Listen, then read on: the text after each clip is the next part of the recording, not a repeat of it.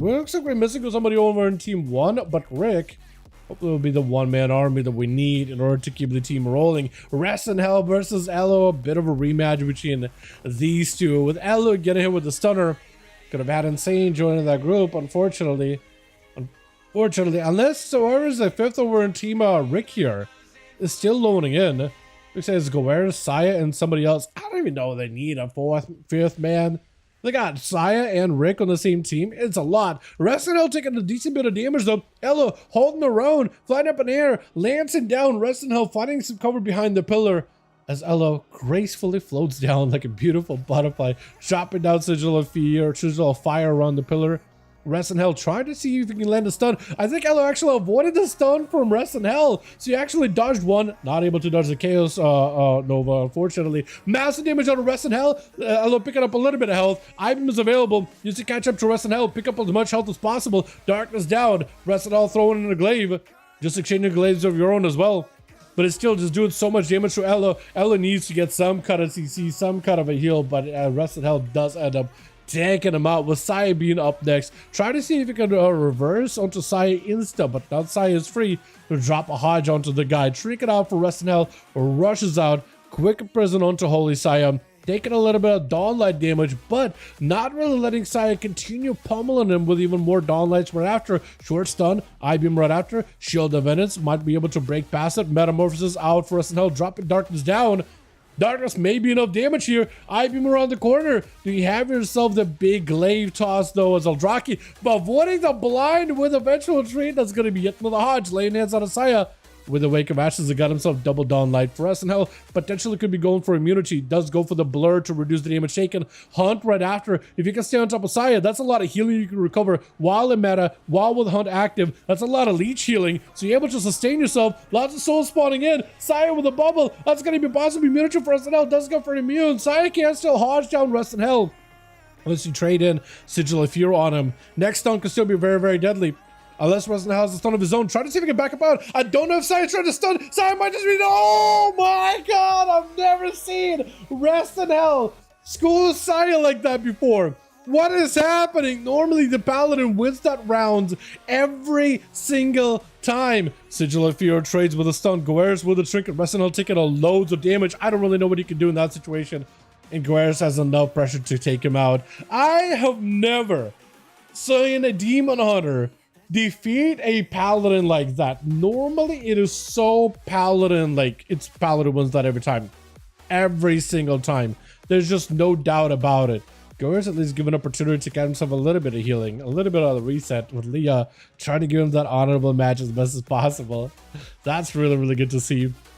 But that was incredible, dude. Rest in Hell did some work there, blind out for Leo. Got himself Ledgeborn in case there's the fear going to be happening. No fear though. Goer's may be looking for Disperse. That's a lot of damage though. Riders are in. Dragon is in. Breath is in. That's a load of damage. As long as Leo can stay on top of Goer's, that Breath is going to do a ton of additional extra output. I don't know if Goer's can do much. Massive cleaves by Leo. Lots of crits. Stun last second, but Leo already had an ability queued up last moment.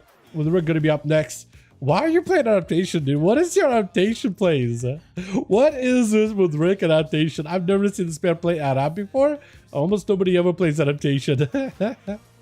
So you see now, it looks like you're sitting down to explain it to me. You see now, the reason why I would play adaptation is because Paladins have a Hammer of Justice. It has a mana cooldown. Adaptation has a mana cooldown. Hold on, let me scout out what Leah's doing over there with that Iron Kill Rock for a second. I also like your Mog. That hoodie with the rest of the set, I mean, that looks good. I feel like you're trying to look like one of those like Silver Moon bandits, man. He's trying to prep for that Silver Moon bandit look, except he's not a Silver Moon. He's not a Blood Elf. He's actually a Drakthir. Either way, though, looks. I hate how they made Drakthir visage look like Blood Elves, dude. I just confuse them pretty regularly. They could have given him like a slightly different skeleton, slightly different stances, animations, but it's all basically the same. I know they have a whole dragon form, that's unique, but like, you know what I mean? I feel like some people give them a pass, but I feel like they should have gotten somebody like, I don't know, like, remember Kultirans? They got something like brand new, dude. Skeleton, body, stances, everything. It's like a combo between a human and a panda, but it's like unique enough. You know what I mean? I missed that. I missed that. Leo taking a load of damage from that fell army though. Unable to catch up to Rick. Even with Chain of Ice spam, Rick is just able to float around like a gorgeous butterfly. Is going to try to see if he can get a ruination on one of the pets. Unable to. Is going to be that extra as a rider that you can possibly ruination down on. That will summon you even more imps to fight versus Leo. And Leo is just not in an amazing spot right now. Able to at least get a bit of death strikes from these pets, but unable to really close the gap with Rick all that easily. He is at least able to recover a little bit of health. 25% dampening, make it a little bit tougher. AMS a little bit early in case there's AoE fear or anything. Axe toss by Rick. Got himself the pets that he can at least get some hand of cooldowns off of. Reflect. Silence auto Leo. That is diabolical. Silence. Reflect. Grip does yoink it back in. Do you have a port? I don't think he does. Wall for Rick, but it's going to be blind real quickly. Rick needs to get himself a big summon. Big summon of a demon. Hand to go down. That's going to get the Chaos Mother. Big damage with the eyeballs and everything. Huge burst of damage. Oh, and Rick does take it. But it's still got to get 3 to go through. We got Siona. We got Think Boats and Hamjo. And one of... Oh, never mind. Hamjo's rushing in. I thought it was going to be Siona, but instead it is Hamjo. As Rick tried to see if he could bounce out of that quick fear. Hamjo trickets out of it. Axe toss. It's got a lagging all over the place. Blinking all over the place. Maybe it's me, man. At this point, I want to put it past myself, chat. I've been having issues. At this point, it might just be me at this point. Shield of Vengeance out for Hamjo, but it's getting slowed with that Curse of Exhaustion. I think he's going for that big Curse of Exhaustion. That extra slow Curse of Exhaustion. The amplified curses. It's gotta be, man, because he's like absolutely crawling over towards Rick. It is so brutal. Hamjo does at least get himself some nice cover behind the pillar. Shadow Fury can't connect. Haunch Reflect! Oh, Rick just walks in. He's just letting Hamjo walk into it, dude. Stop hitting yourself with a quick reflect. Is going to get the Overlord. Potentially big damage. Goes in for a massive hammer. The eyeballs fly in. That's a lot of damage. Big burst out for Rick. Every time he summons a new pet, a new big demon from the Diabolus tree, it's just even more additional burst damage with these demonic eyeballs that he can conjure. The more of those he can get, the better. I think he's got to get Handle Cooldowns though, right? Or Spell and Soul Shard. Is it Handle Cooldowns to buff up the burst? Is that what it's related off of? Handle Cooldowns? Or am I wrong about that? Or is it any Soul Shard you spend? I gotta double check that. Got him some Fear. Gloomhound. All the pets are in.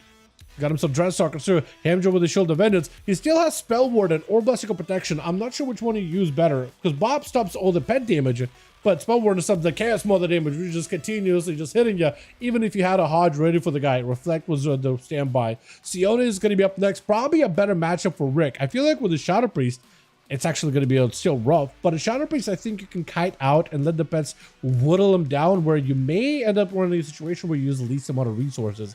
I feel like he has Stick Bolts. As soon as he gets like a Mortal Coil on him, all the dots, Dark Glare, you're melting. With Siona, however, you could also still make a mistake. If you get caught by a fear, get caught by a stun, into bad sounds and away from a good position, you can still be put in a bad spot. But I think a Warlock versus a Priest, slight advantage just because Rick can have a little bit more mobility than Siona. Just slightly more mobility. Plus the pets behind the pillar. Siona, unless you can land a Shadow Crusher on the pillar, it's gonna be very hard for Siona to really land someone huge here, unless they land a CC. Reflect, does not go stunning. No, does stun themselves, unfortunately. Does get himself a channel. Void Rift doesn't play. Hold on, if you can get some kind of damage, a couple of DPs into Rick, you might be okay. Disperses in play. That Rift is out, unfortunately. Did not do as much damage as we were hoping for, but you are recovering a little bit of health. VE is still available. So if you get some dots on a Rick, potentially AoE fear on the pets. I don't know if you have a trinket. No. Rick got himself the procs with a big eyeball to go. That is tough. That is tough.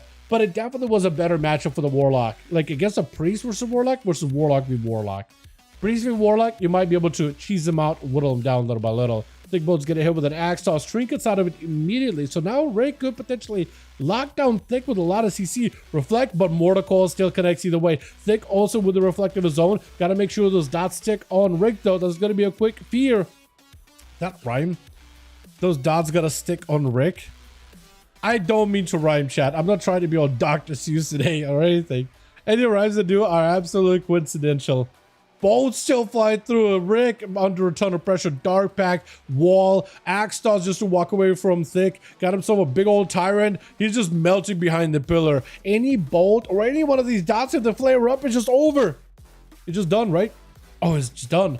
It's just done. That's what I mean, dude. As soon as the Warlock walks in, puts the dots on the guy, he's most likely dead. Rick, however, held on strong for at least 3. Well done. And we're missing a guy. So I feel like if Rick was not the last one to go, I think that still would have been a win for Team 1.